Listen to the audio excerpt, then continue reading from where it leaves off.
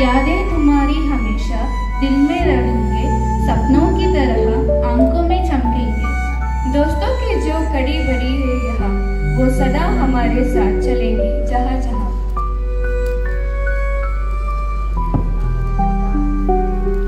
मगर अब हमें जाना है अपनी राह, नया सफर की शुरुआत है साथ। कभी न भूलेंगे हम एक पल, जो बिताए हैं हम सभी यहाँ दिल से कल। शुभकामना है हर एक को मिले यहाँ, नया सफर को खुशनुमा हर रहा नहीं हो जहाँ। विदाई का समय है थोड़ा बाबू, पर यादों में हमेशा रहेंगे हम सब एक। शाले ನಮ್ಮ ಎರಡನೇ ಮನೆ, ಜ್ಞಾನ ಬೆಳಕಿನ ದೀಪದ ತಾಣ, ಗುರುಗಳ ಮಾರ್ಗವು ಜ್ಯೋತಿಯ ಪಥ, ಹಿರಿಯರ ನುಡಿಗಳು ದಾರಿಯ ದೀಪ. ವಿದಾಯ ಕ್ಷಣದ ಸಿಹಿ ನೆನಪು, ಸ್ನೇಹ ಬಂಧದ. We thank you for our school, where we were welcomed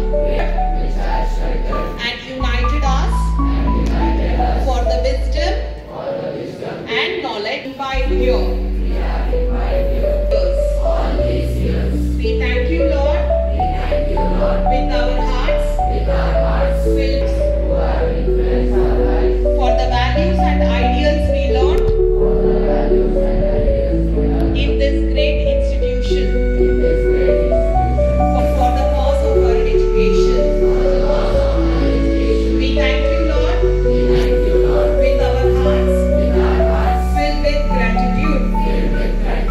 We thank you for the friendship we have enjoyed for the good times and difficult times during the past years, which has helped us to appreciate and respect all the meaningful human relationships. Help us to stand strong and fearlessly to the principles we have learnt and to never misuse the knowledge entrusted to us. Lord, hear our prayer. Help us not to forget we are not as fortunate as ourselves in receiving the privilege of education. Lord, hear our prayer. Bless us with the wisdom, confidence, memory power, and discretion as we prepare for the coming examination. Be present, Lord, as we step out into the wide world to seek the destinations which you have prepared for us. Lord, hear our prayer. Enable us to face the board examination. Lord, hear our prayer.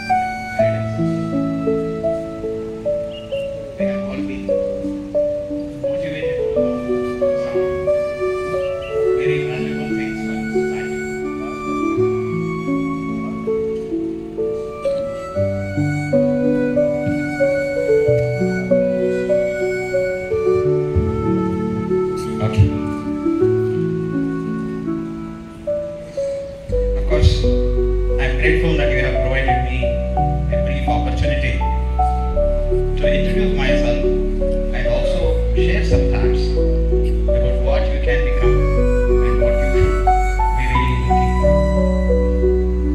First of all, you are in the crossroads section.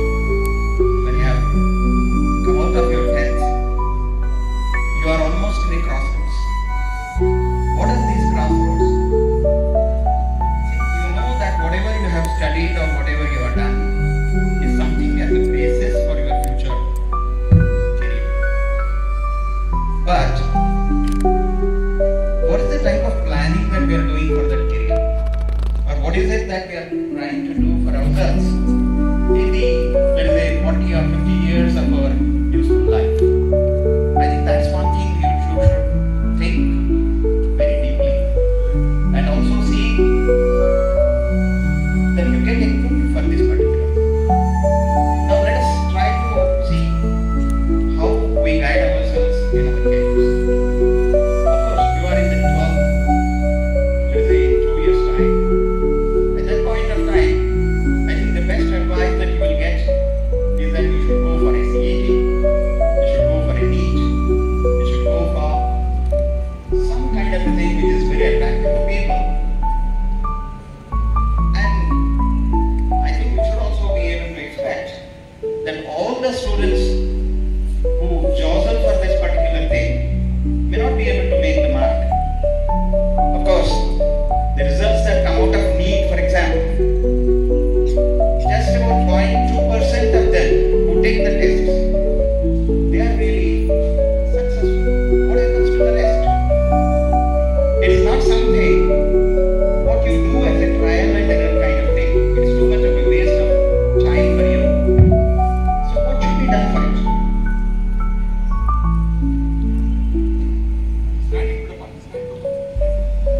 As a monk, I am very proud to travel as an ambassador, a cultural and spiritual ambassador of India. ಟೆಕ್ನಾಲಜಿಯಲ್ಲಿ ಇವತ್ತು ನಮ್ಮ ಸುಂದರ್ ಪಿಚ್ಚೈ ಆಗ್ಬೋದು, ಹಲವಾರು ಜನ ನನ್ನ classmates ಇವತ್ತು ಅಮೇರಿಕದಲ್ಲಿ CEOಗಳಾಗಿದ್ದಾರೆ. ಭಾರತದಲ್ಲಿ ಎಷ್ಟೋ ಜನ IAS ಆಫೀಸರ್ಸ್ ಆಗಿ ರಿಟೈರ್ಡ್ ಆಗಿದ್ದಾರೆ, ಗ್ರೇಟ್ ಡಾಕ್ಟರ್ಸ್ ಆಗಿದ್ದಾರೆ, ಗುಡ್ ಬಿಸ್ನೆಸ್ ಮೆನ್ ಆಗಿದ್ದಾರೆ. ಅವ್ರು ನಾವು ಆವಾಗೆಲ್ಲ ಸೇರ್ತಾ ಇರ್ತೀವಿ. ನಾನು ಹೇಳೋದಲ್ಲ, ಫ್ರೆಂಡ್ಸ್ ಎಲ್ಲ ಒಟ್ಟಿಗೆ ಸೇರ್ತೀವಿ ಅಂತ. ಆದರೂ ನಾನು ಕರೀತಾರೆ ಅವರು ಎಲ್ಲ ಫ್ರೆಂಡ್ಸು. ನಿಮಗೆಲ್ಲ ಗೊತ್ತಿರಬೇಕು, ಬೆಂಗಳೂರಲ್ಲಿ ಬಹಳ ಪ್ರಸಿದ್ಧವಾದ ಹೋಟ್ಲ್ ಯಾವುದು? Veg hotel. ವೆಜ್ ಹೋಟ್ಲಪ್ಪ, ಅಡಿಗಾಸ್ ಕೇಳಿದ್ದೀರಾ? ಅಡಿಗಾಸಿನ ಒಬ್ಬ ಅಡಿಗ, ಅವರು 6-7 ಬ್ರದರ್ಸು. ಕಡೇ ಬ್ರದರು ರಾಧಾಕೃಷ್ಣ ಅಡಿಗ ಅಂತ. ಅವನು ನನ್ನ ಪ್ರೈಮರಿ ಸ್ಕೂಲ್, ಹೈಸ್ಕೂಲ್ ಕ್ಲಾಸ್ಮೇಟ್. ಈಗಲೂ ನಾವು ಆವಾಗ ಹೋಗಿ ಅವನ್ನ ಭೇಟಿ ಮಾಡಕ್ಕೆ ಹೋದರೆ ಅವನು ಮೇಲ್ಗಡೆ ರೂಮ್ ಕರ್ಕೊಂಡು ಹೋಗಿ ಅವರು ಸ್ಪೆಷಲ್ ಇಡ್ಲಿ ನನಗಲ್ಲೇ ತಂದ್ಕೊಡ್ತಾರೆ. ಅಂದರೆ ಈಗಲೂ ಇನ್ನೊಬ್ಬ ಎಷ್ಟೋ ಜನ ಇದ್ದಾರೆ ಅಮೇರಿಕದಲ್ಲಿ. ಮುರಳಿ ಕಾಶಿ ಭಟ್ಟ ಅಂತಿದ್ದಾನೆ, ಮೆಕ್ಯಾನಿಕಲ್ ಇಂಜಿನಿಯರ್. ಅವನು ಅಮೇರಿಕದಲ್ಲಿ ಶಿಕಾಗೋಲ್ಲಿ ಬಹಳ ವರ್ಷ ಕೆಲಸ ಮಾಡಿದ. ಈಗ ಅವನು ಅವ್ರ ತಂದೆ ಸ್ಯಾನ್ಸ್ಕ್ರಿಟ್ ಪ್ರೊಫೆಸರ್ ಆಗಿದ್ದರು. ಮತ್ತೆ ಅವನ ಪ್ಯಾಷನ್ನು ಸ್ಯಾನ್ಸ್ಕ್ರಿಟ್ ಕಡೆ ತಿರುಗಿ ಹಲವಾರು ಸ್ಕ್ರಿಪ್ಚರ್ಸನ್ನು ಕನ್ನಡಕ್ಕೆ ಅನುವಾದ ಮಾಡಿದರು. ಅನುವಾದ ಮಾಡಿ ಈಗ ಶೃಂಗೇರಿ ಜಗದ್ಗುರುಗಳ ಜೊತೆ ಬಹಳ ಕ್ಲೋಸ್ ಆಗಿದ್ದು. ಮೊನ್ನೆ ಫೋನ್ ಮಾಡಿದ್ದಾಗ ಹೇಳ್ತಾ ಇದ್ದ, ನಾನು ಅಲ್ಲಿ ರಿಟೈರ್ಡ್ ಆಗಿ ಈಗ ಇಂಡಿಯಾಗೆ ಬಂದು ಸೆಟ್ಲ್ ಆಗ್ಬೇಕಂತಿದ್ದೇನೆ. ಎಲ್ಲಾಗ್ತೀವಿ ಸೆಟ್ಲ್ ಅಂತ ಹೇಳಿದ್ರೆ, ಇಲ್ಲ ಬೆಂಗಳೂರಲ್ಲಿ ಒಂದು ಸೈಟ್ ಇದೆ, ಬೆಂಗಳೂರು ಇರ್ತೀಯ ಅಂತ ಹೇಳಿದ್ರೆ, ಇಲ್ಲ ಒಂದು ಸೈಟ್ ಮಾರ್ಬೇಕಂತಿದ್ದೀನಿ. ಮತ್ತೆ ಎಲ್ಲಿ ಹೋಗ್ತೀವಿ ಅಂದರೆ ಶೃಂಗೇರಿಗೆ ಹೋಗಿ ಸೆಟ್ಲ್ ಆಗಬೇಕಂತಿದ್ದೀನಿ. ಶೃಂಗೇರಿಗೆ ಹೋಗಿದ್ದು ನನ್ನ ಮುಂದಿನ ಜೀವನವನ್ನು ನಾನು ವಾನಪ್ರಸ್ಥಿ ಥರ ಅಲ್ಲಿನ ನಮ್ಮ ಸ್ಕ್ರಿಪ್ಚರ್ಸನ್ನು ಸ್ಟಡಿ ಮಾಡ್ತಾ, ಅಲ್ಲಿ ಗುರುಗಳಿಗೆ ಸಹಾಯ ಮಾಡ್ತಾ ನೋಡಿ. ಹೀಗೆ ಹೌ ಅಟ್ ಡಿಫರೆಂಟ್ ಲೆವೆಲ್ಸ್ ನಮ್ಮ ಮೈಂಡು ಕೆಲಸ ಮಾಡುತ್ತೆ. ನೀವು ಈ ವಯಸ್ಸಿನಲ್ಲಿ ಬಹಳ ಮುಖ್ಯವಾದಂತಹ ಒಂದು ರೀತಿಯ ಟ್ರಾನ್ಸಿಷನ್ ಪೀರಿಯಡ್. 10th ಸ್ಟ್ಯಾಂಡರ್ಡ್ ಇಂದ ಈಗ ನೀವು ಆರ್ಟ್ಸ್ ತಗೋಬೇಕು, ಕಾಮರ್ಸ್ ತಗೋಬೇಕು, ಸೈನ್ಸ್ ತಗೋಬೇಕು, ಕಾಮನ್ ಬಲವಂತಕ್ಕಾಗಿ ತಗೋಬೇಡಿ, ಅಥವಾ ನಿಮ್ಮ ಫ್ರೆಂಡ್ಸ್ ಯಾರೋ ತಗೊಂಡ್ರು ಕಾಮರ್ಸ್ ಒಂದು ನೀವು ತಗೋಬೇಡಿ. ನೀವು ಯಾವುದ್ರಲ್ಲಿ ಎಕ್ಸ್ಪರ್ಟು, ನಿಮಗೆ ಫ್ಯೂಚರ್ ಯಾವಾಗಲೂ ಈ ರೀತಿಯ ಡೆಡಿಕೇಶನ್ ಬರಬೇಕಾದ್ರೆ ನಮ್ಗೆ ಯಾವ್ದು ಭಾಳ ಇಷ್ಟನೋ ಅದು ತಗೋಬೇಕು. ಇನ್ಫ್ಯಾಕ್ಟ್ ನನಗೆ ಮೆಡಿಕಲ್ಗೆ ಸೀಟ್ ಸಿಗ್ತಾ ಇತ್ತು, ನಮ್ಮ ಮನೇಲೆಲ್ಲ ಡಾಕ್ಟರ್ಸು. ನಾನು ಮೆಡಿಕಲ್ಗೆ had decided to become an engineer. So I tried only for engineering. So I got it in the best college, UAC ಅಂತ ನೀವೆಲ್ಲ ಕೇಳಿರಬೇಕು. ಬೆಂಗಳೂರಿನ ನಂಬರ್ 1 ಕಾಲೇಜ್. ಯೋಗೇಶ್ ಅವರು ಅಲ್ಲೇ ಓದಿತ್ತು. ಎಕ್ಸ್ ಅಫ್ಕೋರ್ಸ್ ನಾನು ಯೋಗೇಶ್ಗೆ ಸೀನಿಯರ್. 83 ಬ್ಯಾಚ್ ನಾನು.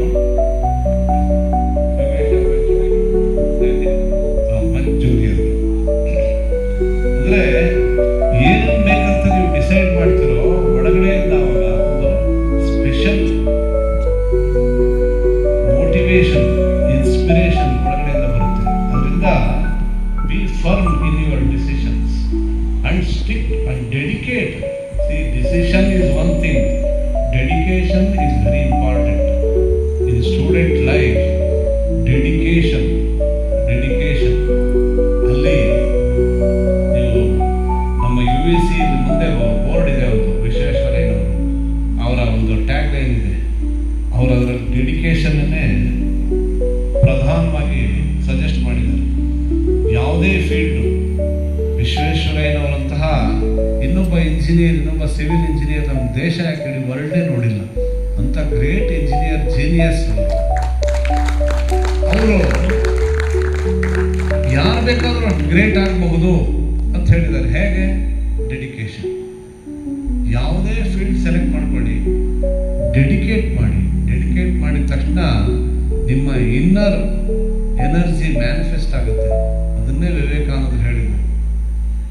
Education is the manifestation of perfection already in man.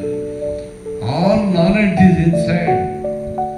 All these degrees, all these universities can give you only very little. It can kindle the inner energy. There is a famous Subhashita. Acharyat padamadatte, padam shishya sumedhaya, padam sab brahmacharibhyah, padat kalakramena hi. ಅಂದ್ರೆ 25% ನೀವು ಶಾಲೆಯಲ್ಲಿ ಕಲಿಯೋಕ್ಕಾಗೋದು. ಇನ್ನು another 25% ನಿಮ್ಮ friends ಜೊತೆ ನೀವು ಚರ್ಚೆ ಮಾಡಿ ಕಲ್ತ್ಕೊಂಡು. ನೀವ್ಯಾರು ಚರ್ಚೆನೇ ಮಾಡೋದಿಲ್ಲ ಇವತ್ತು. ಎಲ್ಲ ಕ್ರಾವಿಂಗು ಅಥವಾ ಸುಮ್ಮನೆ ಒಂಥರ ವಿತೌಟ್ ಅಂಡರ್ಸ್ಟ್ಯಾಂಡಿಂಗ್ ದಿ ಕಾನ್ಸೆಪ್ಟ್ ಓದಬಾರ್ದು ಯಾವಾಗ. Once you understand the concept, you need not repeat again and again. It will be very very clear in mind. ಅದರಿಂದ ಕಾನ್ಸೆಪ್ಚುವಲ್ ಅಂಡರ್ಸ್ಟ್ಯಾಂಡಿಂಗ್ ಮಾಡ್ಕೊಳ್ಳಿ ಯಾವಾಗಲೂ ಅಷ್ಟೇ. ಸೋಷಿಯಲ್ ಸ್ಟಡೀಸಲ್ಲಿ ಯಾವುದು ಕಾನ್ಸೆಪ್ಟ್ ಅರ್ಥ ಮಾಡ್ಕೊಳ್ಳೋಕ್ಕಿಲ್ಲ. ಸೈನ್ಸ್ ಅಂಡ್ ಮ್ಯಾಥಮೆಟಿಕ್ಸ್ ಅಲ್ಲಿ ಯಾವಾಗಲೂ ಕಾನ್ಸೆಪ್ಟ್ಸ್ ಅನ್ನು ಅರ್ಥ ಮಾಡ್ಕೊಳ್ಳಿ. ಗೊತ್ತಾಯ್ತಾ? ಇನ್ನು 25% ಅನ್ನ ಶಿಷ್ಯಂ ಸ್ವಮೇಧಯ, ನೀವೇ ಥಿಂಕ್ ಮಾಡ್ಬೇಕು ಯಾವಾಗ. ನೀವೆಲ್ಲ ಏನ್ ಮಾಡ್ತೀರಿ? ಯಾರು ಜಾಸ್ತಿ ಡೀಪ್ ಥಿಂಕಿಂಗೇ ಇಲ್ಲ. ವಿವೇಕಾನಂದ ಹೇಳ್ತಾರೆ, ಡೆವಲಪ್ ಟ್ರಮೆಂಡಸ್ ಥಾಟ್ ಫೋರ್ಸ್. ಇವತ್ತು ಥಾಟ್ ಫೋರ್ಸ್ ಯಾರನ್ನು ಡೆವಲಪೇ ಆಗ್ತಾ ಇಲ್ಲ. ಅದರಿಂದ ಯಾರನ್ನು ಜೀನಿಯಸ್ಗಳಾಗ್ತಾ ಇಲ್ಲ. ಯಾರನ್ನು ಕೂಡ ಎಲ್ಲ ಡಿಸ್ಟ್ರಾಕ್ಟೆಡ್ ಮೈಂಡ್, ತುಂಬಾ ಒಂದು ರೀತಿ ಡಿಸ್ಸ್ಯಾಟಿಸ್ಫ್ಯಾಕ್ಷನ್. ಈಗಲೇ ಅದನ್ನು ನಾವು ಸ್ಟ್ರೀಮ್ ಲೈನ್ ಮಾಡ್ಕೊಂಡ್ಬಿಡ್ಬೇಕು. ಇನ್ ಫ್ಯೂಚರ್ ನೀವು ತುಂಬಾ ಕಷ್ಟ ಆಗುತ್ತೆ. ಈಗ ನಿಮ್ಮ ಲೈಫ್ ಹೇಗೆ ಮೋಲ್ಡ್ ಮಾಡ್ತಿರೋ ಅದರಂತೆ ನಿಮ್ಮ ಫ್ಯೂಚರ್ ಲೈಫು ನೀವು ಅದರ ಒಂದು ಫಲವನ್ನು ಅನುಭವಿಸಕ್ಕಾಗುತ್ತೆ. ಈಗ ಎಲ್ಲಿ ಕನ್ಫ್ಯೂಷನ್, ಡಿಸ್ಟ್ರಾಕ್ಷನ್ ನೀವೇನೋ ಬಲಿಯಾದರೆ ಇನ್ ಫ್ಯೂಚರ್ ಅದೇ ಕಂಟಿನ್ಯೂ ಆಗ್ತಾ ಹೋಗುತ್ತೆ. ಅದರಿಂದ very important, you must go little deeper in your own self and think. ಸಂಸ್ಕೃತದಲ್ಲಿ ಬಹಳ ಒಂದು ಒಳ್ಳೆ ಮಾತಿದೆ, ಶ್ರವಣೇನ ಅಜ್ಞಾನ ನಿವೃತ್ತಿ. ಶ್ರವಣೇನ ಅಜ್ಞಾನ ನಿವೃತ್ತಿ. ಶ್ರವಣ ಅಂದ್ರೆ ಏನು? ಕೇಳಿಸ್ಕೊಳ್ಳೋದು. ಶ್ರವಣ ಅಂದ್ರೆ ಶ್ರವಣೇನ ಅಜ್ಞಾನ. ಅದಕ್ಕೆ ಪಾಠ ಕೇಳಬೇಕು. ಮನ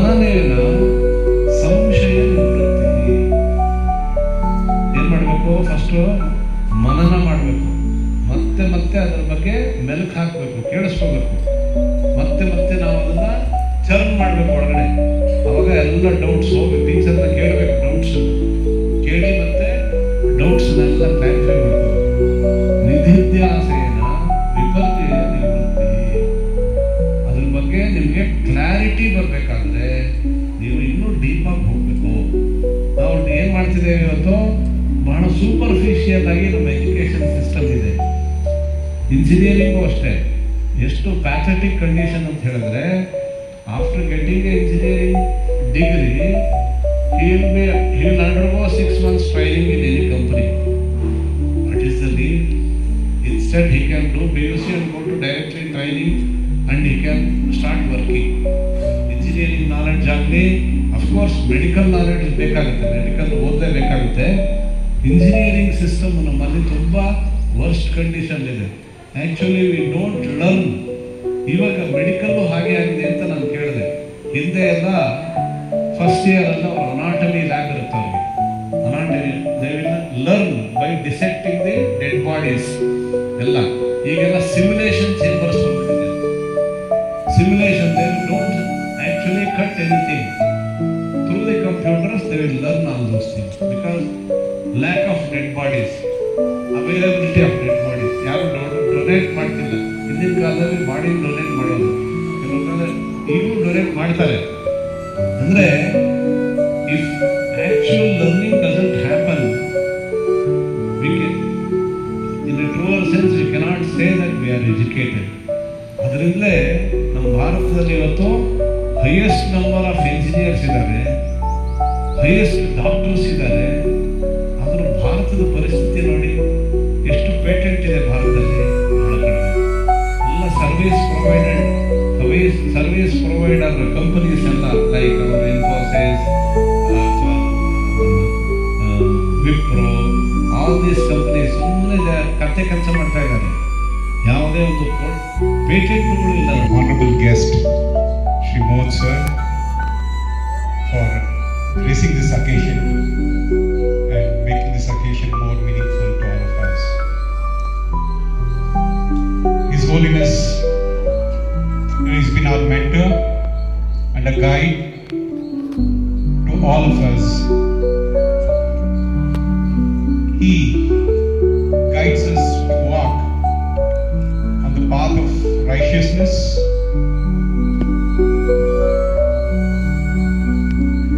and how to serve the humanity and how we should self-discipline ourselves. So he's been always guiding us. He's our mentor all the time. So once again, my pranams to His Holiness. So children, this is the day to reflect that how far you have come.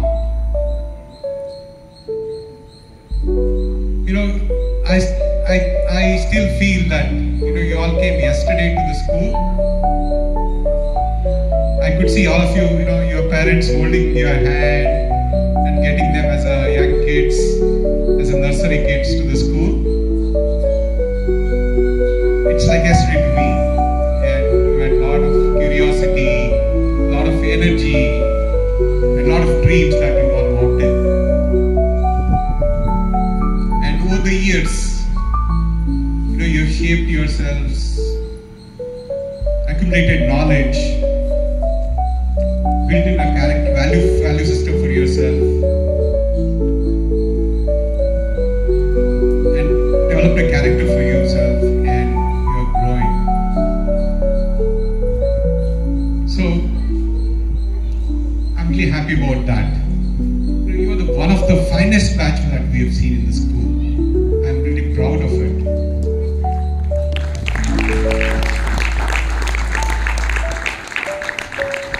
Finally, introspect what Swamiji's speech, and like he gave the whole dimension, a new dimension. Today is a day of transformation for most of us, most of you rather, because the way you are thinking about yourself, now your future, Swamiji gave a new dimension to it.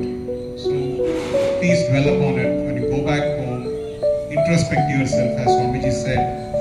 Close your mind, close yourself, and close your eyes for a while, and introspect what is that values that word, the words that you're taking from Swamiji's speech.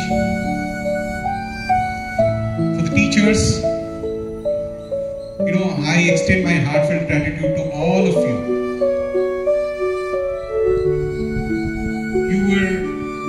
Your dedication, your passion, your patience is all was helpful to shape them, give them help them to accumulate knowledge, shape their values, character, and their aspirations.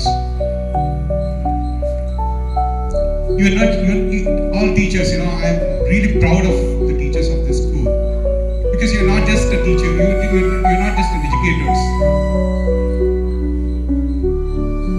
You are all like mentors to them, a guiding force to them, a friend to them,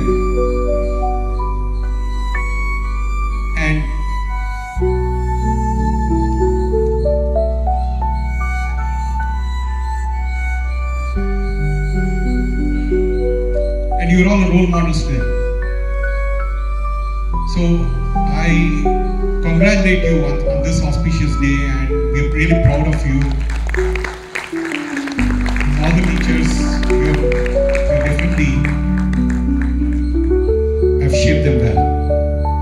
So children, I always, I've been keenly observing this batch since COVID times, since your 6th grade. I could see, you're more focused, you're a very well-knit, collaborative class. In my 26 years of service in the school, I find this is the most, one of the best batches. So maybe the assembly, conducting of assemblies, maybe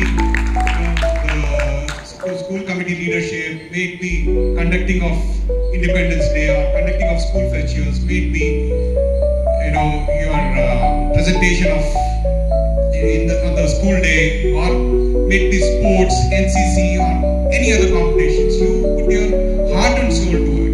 I really appreciate that strong will of yours. You're more focused. So, and in the inter-school competitions, maybe sports or other competitions, you brought laurels to the schools. You won many prizes. I congratulate you for that. And this batch of 24, 25 is a memory. We cherish this batch, brother. Children, every ending marks the new beginning for a new journey. So you'll be completing your 10th standard and move to starting a new journey of grade B, second PUC. The results what you get, if you get good results, in 10th grade you get into good colleges, good friends, and good faculty. So you'll be getting to. So however, when you go out of the school, if you perform well in your PU level or in competitive exams, you would get into good courses, good colleges. So your future is almost done.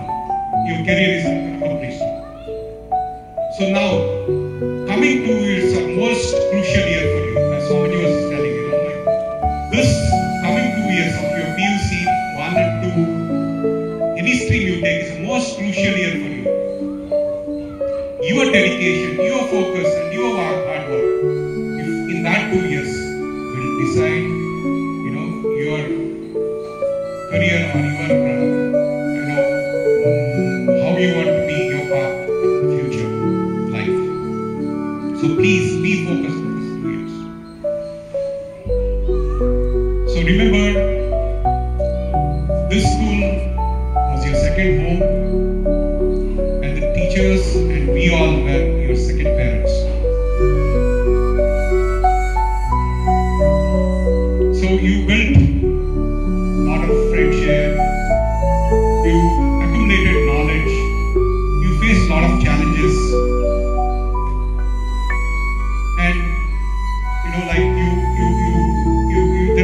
victories in your school days, and you have accumulated a lot of good memories. Please carry these memories with you. As I conclude, like as APJ Abdul Kalam once said, if at all you dream, you have to dream. Before to make your dream come true. You have to dream before to make your dream come true. Okay, you should dream big. Aim high. Dream big, aim high. And one important thing, as Swamiji said and Sir said, believe in yourself. We believe you. And we are really proud. We are very proud of you. We are very proud of you. So make your dreams come true and make this great country a great place to live in. So congratulations once again. God bless you. Best wishes. Thank you all.